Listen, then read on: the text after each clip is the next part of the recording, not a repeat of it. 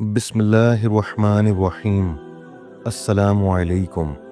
صحیح بخاری حدیث نمبر 135۔ رسول اللہ صلی اللہ علیہ وسلم نے فرمایا کہ جو شخص حدث کرے اس کی نماز قبول نہیں ہوتی جب تک کہ وہ دوبارہ وضو نہ کر لے۔ خضر موت کے ایک شخص نے پوچھا کہ حدث ہونا کیا ہے؟ آپ نے فرمایا کہ پخانہ کے مقام سے نکلنے والی آواز والی یا بے آواز والی ہوا۔ صحیح بخاری حدیث نمبر 136۔ میں ایک مرتبہ ابو ہریرہ رضی اللہ عنہ کے ساتھ مسجد کی چھت پر چڑھا تو آپ نے وضو کیا اور کہا کہ میں نے رسول اللہ صلی اللہ علیہ وسلم سے سنا تھا کہ آپ صلی اللہ علیہ وسلم فرما رہے تھے کہ میری امت کے لوگ وضو کے نشانات کی وجہ سے قیامت کے دن سفید پیشانی اور سفید ہاتھ پاؤں والوں کی شکل میں بلائے جائیں گے، تو تم میں سے جو کوئی اپنی چمک بڑھانا چاہتا ہے تو وہ بڑھا لے، یعنی وضو اچھی طرح کرے۔ صحیح بخاری حدیث نمبر 137۔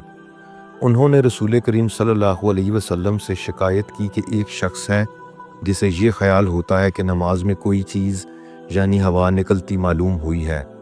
آپ صلی اللہ علیہ وسلم نے فرمایا کہ نماز سے نہ پھرے یا نہ مڑے جب تک آواز نہ سنے یا بو نہ پائے۔ صحیح بخاری حدیث نمبر 138۔ نبی کریم صلی اللہ علیہ وسلم سوئے یہاں تک کہ آپ خراٹے لینے لگے، پھر آپ نے نماز پڑھی، اور کبھی راوی نے یوں کہا کہ آپ صلی اللہ علیہ وسلم لیٹ گئے، پھر خراٹے لینے لگے، پھر آپ صلی اللہ علیہ وسلم کھڑے ہوئے، اس کے بعد نماز پڑھی۔ پھر سفیان نے ہم سے دوسری مرتبہ یہی حدیث بیان کی عمرو سے۔ انہوں نے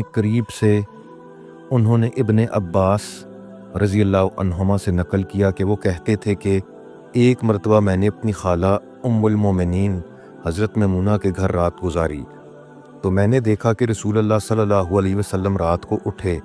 جب تھوڑی رات باقی رہ گئی تو آپ صلی اللہ علیہ وسلم نے اٹھ کر ایک لٹکے ہوئے مشکیزے سے ہلکا سا وضو کیا۔ عمرو اس کا ہلکا پن اور معمولی ہونا بیان کرتے تھے، اور آپ کھڑے ہو کر نماز پڑھنے لگے، تو میں نے بھی اس طرح وضو کیا جس طرح آپ صلی اللہ علیہ وسلم نے کیا تھا، پھر آ کر آپ کی بائیں طرف کھڑا ہو گیا۔ اور کبھی سفیان نے ان سیارہ کی بجائے من شمالہ کا لفظ کہا، مطلب دونوں کا ایک ہی ہے۔ پھر آپ صلی اللہ علیہ وسلم نے مجھے پھیر لیا اور اپنی داہنی جانب کر لیا، پھر نماز پڑھی جس قدر اللہ کو منظور تھا، پھر آپ لیٹ گئے اور سو گئے، حتیٰ کہ خراٹوں کی آواز آنے لگی۔ پھر آپ کی خدمت میں مؤذن حاضر ہوا، اس نے آپ کو نماز کی اطلاع دی۔ آپ صلی اللہ علیہ وسلم اس کے ساتھ نماز کے لیے تشریف لے گئے، پھر آپ نے نماز پڑھی اور وضو نہیں کیا۔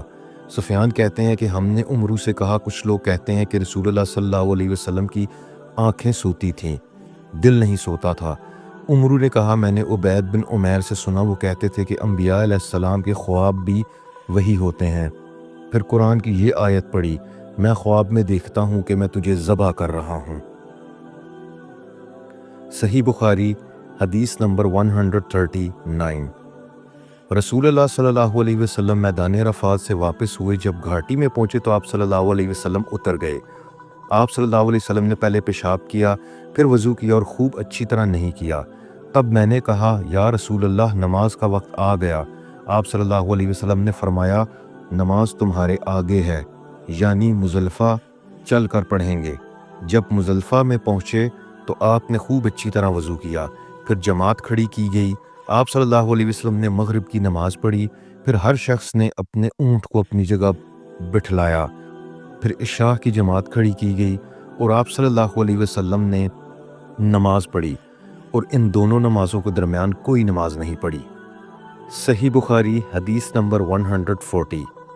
ایک مرتبہ انہوں نے یعنی ابن عباس رضی اللہ عنہما نے وضو کیا تو اپنا چہرہ دھویا، اس طرح کہ پہلے پانی کے ایک چلو سے کلی کی اور ناک میں پانی دیا، پھر پانی کا ایک اور چلو لیا، پھر اس کو اس طرح کیا یعنی دوسرے ہاتھ کو ملایا، پھر اس سے اپنا چہرہ دھویا، پھر پانی کا دوسرا چلو لیا اور اس سے اپنا داہنا ہاتھ دھویا، پھر پانی کا ایک اور چلو لے کر اس سے اپنا بایاں ہاتھ دھویا، اس کے بعد اپنے سر کا مسح کیا، پھر پانی کا چلو لے کر داہنے پاؤں پر ڈالا اور اسے دھویا، پھر دوسرے چلو سے اپنا پاؤں دھویا یعنی بایاں پاؤں۔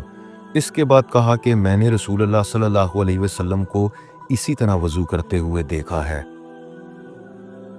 صحیح بخاری حدیث نمبر 141۔ آپ نے فرمایا جب تم میں سے کوئی اپنی بیوی سے جمع کرے تو کہے اللہ کے نام کے ساتھ شروع کرتا ہوں، اے اللہ ہمیں شیطان سے بچا اور شیطان کو اس چیز سے دور رکھ جو تو اس جمع کے نتیجے میں ہمیں عطا فرمائے۔ یہ دعا پڑھنے کے بعد جمع کرنے سے میاں بیوی کو جو اولاد ملے گی اسے شیطان نقصان نہیں پہنچا سکتا۔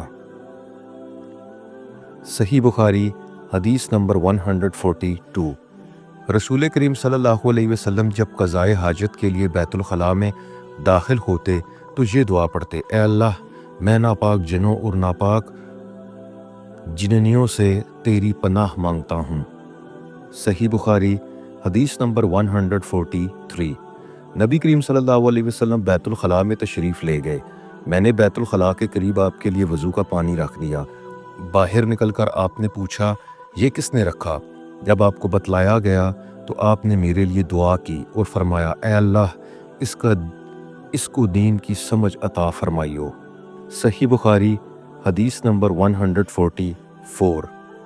رسول اللہ صلی اللہ علیہ وسلم نے فرمایا کہ جب تم میں سے کوئی بیت الخلاء میں جائے تو قبلہ کی طرف منہ کرے، نہ اس کی طرف پشت کرے، بلکہ مشرق کی طرف منہ کر لو یا مغرب کی طرف۔ صحیح بخاری حدیث نمبر 145۔ لوگ کہتے تھے کہ جب قضائے حاجت کے لیے بیٹھو تو نہ قبلہ کی طرف منہ کرو نہ بیت المقدس کی طرف۔ یہ سن کر عبداللہ بن عمر رضی اللہ عنہما نے فرمایا کہ ایک دن میں اپنے گھر کی چھت پر چڑھا تو میں نے حضرت صلی اللہ علیہ وسلم کو دیکھا کہ آپ بیت المقدس کی طرف منہ کر کے 2 اینٹوں پر قضائے حاجت کے لیے بیٹھے ہیں۔ پھر عبداللہ بن عمر رضی اللہ عنہما نے واسع سے کہا کہ شاید تم ان لوگوں میں سے ہو جو اپنے چوتڑوں کے بل نماز پڑھتے ہیں۔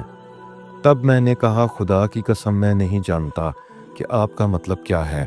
امام مالک رحمہ اللہ نے کہا کہ عبداللہ بن عمر رضی اللہ عنہما نے اس سے وہ شخص مراد لیا جو نماز میں زمین سے اونچا نہ رہے، سجدے میں زمین سے چمٹ جائے۔ صدق اللہ العظیم۔ اللہ حافظ۔